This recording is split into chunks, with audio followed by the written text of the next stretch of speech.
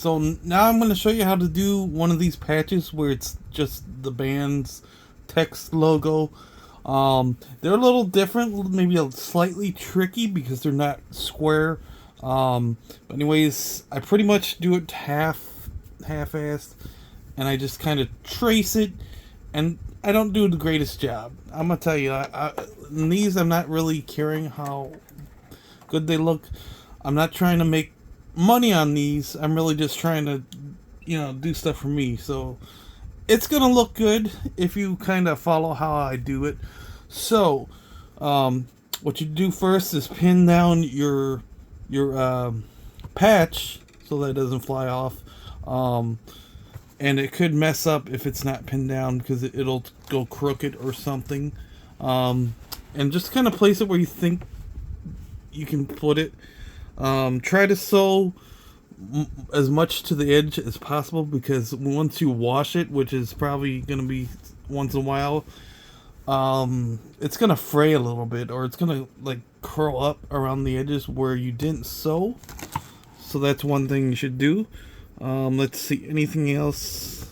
Nothing I can think of right now. But yeah, that's pretty much how it's going to look. You could also iron these on, but ironing, I feel that it's not going to stick because I've done that with a few, and really it does help a little bit to iron them on here and then sew them. That way they're safe because the iron, you just rip them right off by hand, pretty much, if you don't do it right. So anyways, we're going to put it into the machine here, kind of line it up where I want to do it. I usually try to go with a pretty straight end because a lot of times you're not going to actually see the thread too much as long as it's color that's within the borders of it. You won't notice, and you don't notice really the thread underneath too much unless you show it. Let's see here. I'm probably, you see, like this, it's kind of hard to trace, so I'm gonna go with this part where it says fire. This, the band Rhapsody of Fire. I'm gonna kind of go underneath here. Let's see here. So I'm gonna change the machine a little bit here. So instead of the 2, I'm gonna put it at 0. So you won't actually notice the thread that much, but it should sew fairly well. Kind of gotta work with this, so maybe turn up the camera. So I'm just gonna try to get as much of the words as possible. Remember, you got needles, so sometimes you're gonna actually poke yourself a little bit. And this is kind of the lazy person's way of doing this. There's probably a better way for people to do this, but I mean, I'm not gonna be all professional. It's fairly simple if you do it.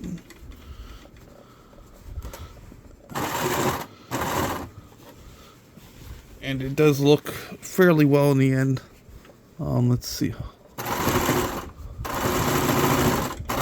I've never had anybody really notice the patchwork job or even ask me how I put them on here. And take the first needle out.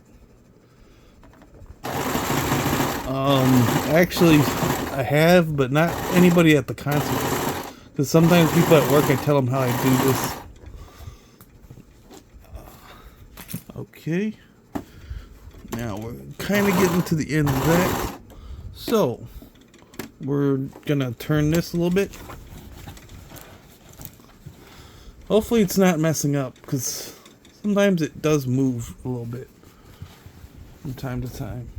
And make sure your threads aren't breaking, because you can do a whole patch and not notice that your top thread broke, and then you have to re-sew it all again. And be careful of your finger right here, because that thing will come down and hit you. I don't think it really hurts, but you can take your time. You could either rush through it or, like I said, take your time. It's not a race. If you're not doing it for money, it's like, why would it matter if you do it the best?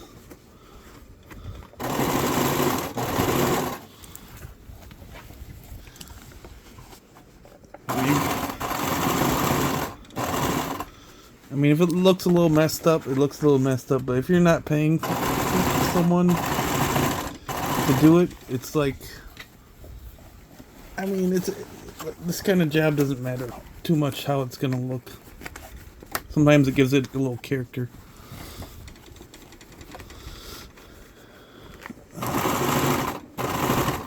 Let's see here.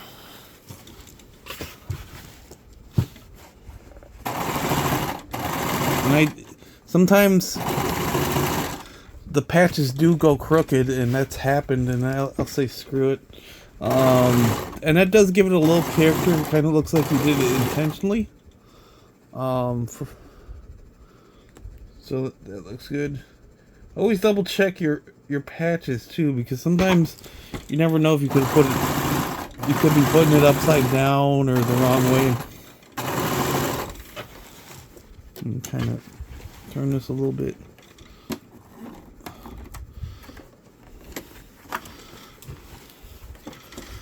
Now this band is called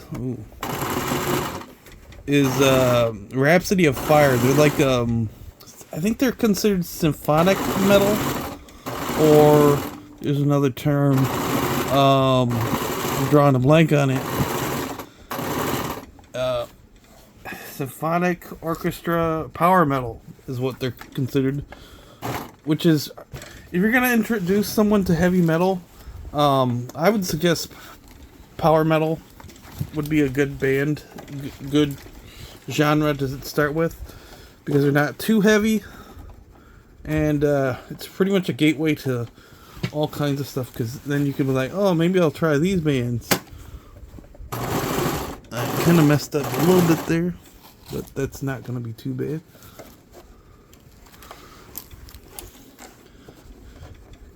And yeah, so if you see these bands in concert, they also have like other bands that might fit the same genre. So you could always find new bands, which is a lot of times I'll do. Like, I'll never hear the band, but I pay for like streaming services, so I can actually listen to them in the car on the way to work, and I'm like, wow, these guys are good. So sometimes you get like bands that aren't as good, but it really depends on your interest. I think there's only been one band I didn't really like that well, and it was more because it sounded too emo-ish, and I think I went there to see like a thrashy type sounding metal band, and this band kind of came up there. So sometimes they don't always get the same genre as the main band. The support bands usually aren't always the same type. Okay, so that's pretty much. I think that's pretty much about it with this. Let's see. Make sure the needle's up. Pull it out. Okay. And usually what I do is I'll take the threads up to this point right here. Oh, hopefully I didn't accident, because all of a sudden I noticed this one was broken. Take them right here and cut them. So that way I wedge them into like a little groove right here. And that way when they don't snap back, and I usually get them to sit there. So hopefully this patch didn't just mess up. So I noticed that one of the threads broke. Hopefully that wasn't at a critical moment, but it looks fine. So anyways, so pretty much that's it. That's all I do is just kind of trace it the best I can. Does it look good? Pretty much. You don't notice the mistakes that I made unless you're actually on it. So let's see. And there you go. You see the mistake? Went right through it. You barely see it with this. And pretty much if you want to show people that you have a patch, it's not going to show up. And people aren't going to go straight up to the fabric and just see the shoddy job you did. But that's pretty much how I do these patches. I don't try my best like to be as straight as I can and everything, just as long as it doesn't look horrible. But anyways, you're probably gonna want to touch up a little bit of stuff. Usually, I just using sewing machine on like right here, just sew that down a little bit. But anyways, it looks like it came out fairly well.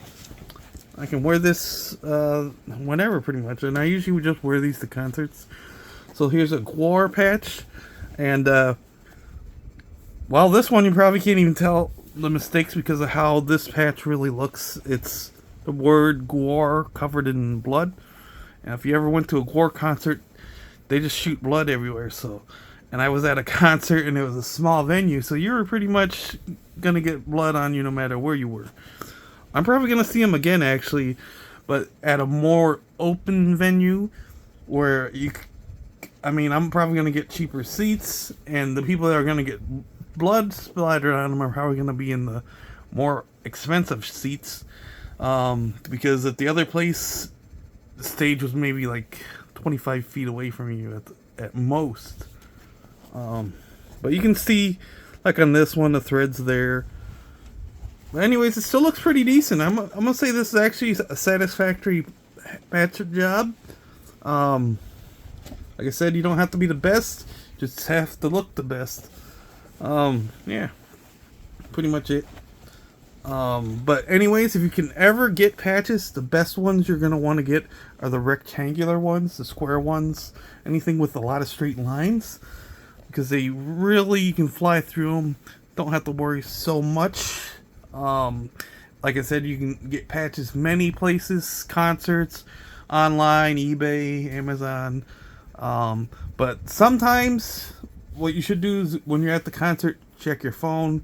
If you want to pay the concert prices, sometimes that money usually goes directly to the band, so you know they're getting paid. Online, it could just be, someone, small business, just reselling stuff and trying to make a little extra money for their little hobbies. But usually they're more expensive at concerts. A couple times I would buy the ones online because they ran out at the concert or something, or they're too expensive. Sometimes they're really expensive. One time I could have gotten a full patch for the back of this, and they wanted $150 for it, and I didn't really want to put a whole big patch and pay $150 for that.